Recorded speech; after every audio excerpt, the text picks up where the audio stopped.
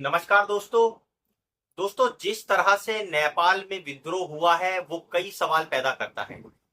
नेपाल में विद्रोह होने से पहले अगर हम हाल फिलहाल के घटनाक्रम को देखें तो हमें दिखाई पड़ता है कि भारत के पड़ोसियों में खास तौर पे सबसे पहले ये शुरुआत होती है श्रीलंका से।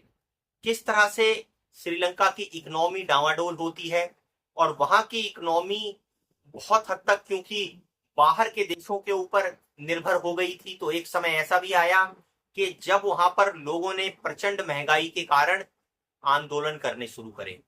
सरकार ने जितनी कोशिश करके उन आंदोलनों को दबा सकती थी दबाने की कोशिश करी, लेकिन जब उनको ये लगा कि आंदोलन अब दबाए नहीं डूबेगा, बहुत ज्यादा उग्र होता गया आंदोलन, तो वहां के जो बड़े नेता थे, जो बड़े संवैधानिक पदों पर बैठे लोग थे, वो देश छोड़कर भाग गए। देश छोड़कर जब भागे दोस्तों, सत्ता परिवर्तन हुआ। हमने देखा वहां पर कैसे नाटकीय हालात हुए, लोग बाग किस तरह से वहां प्रधानमंत्री राष्ट्रपति के खिलाफ जो है अपना आंदोलन करते हुए सामने आए। कई युवाओं की इस आंदोलन में जान भी गई। उसके बावजूद भी उग्रता कम नहीं हुई जब तक वहां की सत्ता को उखाड़कर नहीं फेंक दिया। दूसरा फिर हमें दोस्तों दिखाई पड़ता है ऐसा ही आंदोलन बांग्लादेश। बांग्लादेश में हम सभी ने देखा कि किस तरह से आंदोलन एक तरह से प्रचंड होता गया। युवा पुलिस से बिल्कुल मुठभेड़ उनकी आमने सामने की होने लगी। उनको उस आंदोलन को दबाने के लिए बल प्रयोग किया गया। कई युवाओं की जान भी गई, लेकिन अंततः सत्ता को अपनी कुर्सी छोड़नी ही पड़ी। और सत्ता को जब कुर्सी छोड़नी पड़ी, सत्ता परिवर्तन हुआ और आज बांग्लादेश के हालात किसी से छुपे नहीं हैं। उससे पहले दोस्तों तीसरा हालात हम पाकिस्तान का भी देख सकते हैं।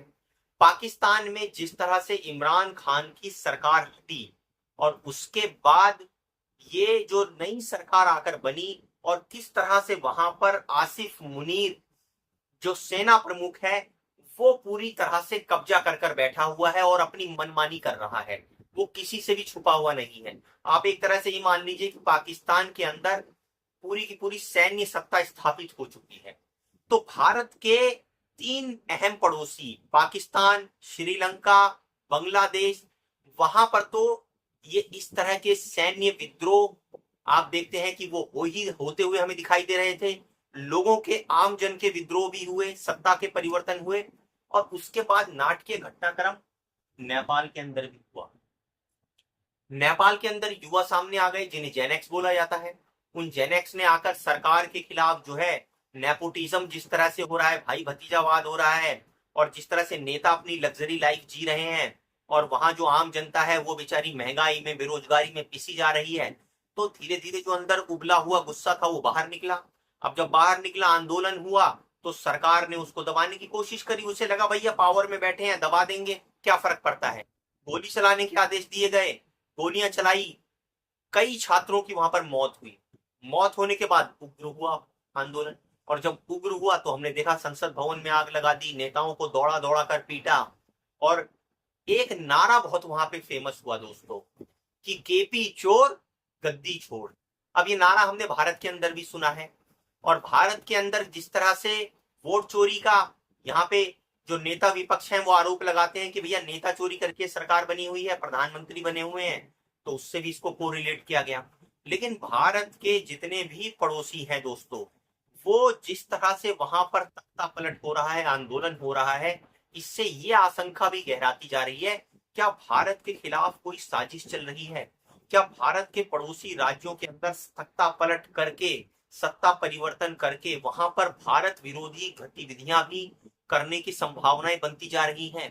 दोस्तों अगर इस तरह की चीजें हो रही हैं तो भारत सरकार के लिए सचेत होने की जरूरत है, क्योंकि ये सिर्फ एक देश के साथ नहीं हुआ, एक पड़ोसी के साथ नहीं हुआ, ये लगातार श्रीलंका, बांग्लादेश, नेपाल, पाकिस्तान में हो रहा है और यही भारत के पड़ोसी हैं।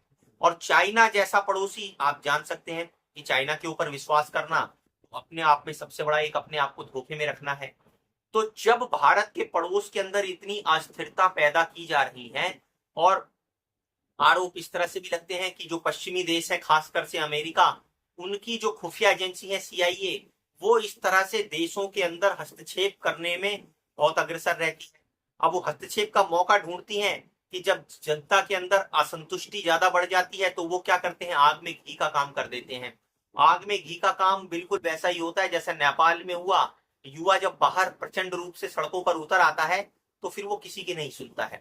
अब सरकार तो जब अपनी सत्ता में बैठी होती है तो उसको नशे में ये समझ में नहीं आता है सत्ता के कि भैया ये जो आम जन है, ये जो जनता है, इन्हीं से तुम्हारी सरकार है, इन्हीं से तुम टिके हुए हो। अगर ये एक बार अपनी पर उतर आई तो तुम्हारी कुर्सी जो है वो दौड़ते भागते हुए भी दिखाई नहीं देगी। वही हमने नेपाल में देखा, वही श्रीलंका में देखा, वही बांग्लादेश में देखा। अब सवाल ये भी खड़े हो रहे हैं, क्या भारत को घेरने की ये साजिश है, और अगर साजिश है तो इसमें किन किन देशों का हाथ है?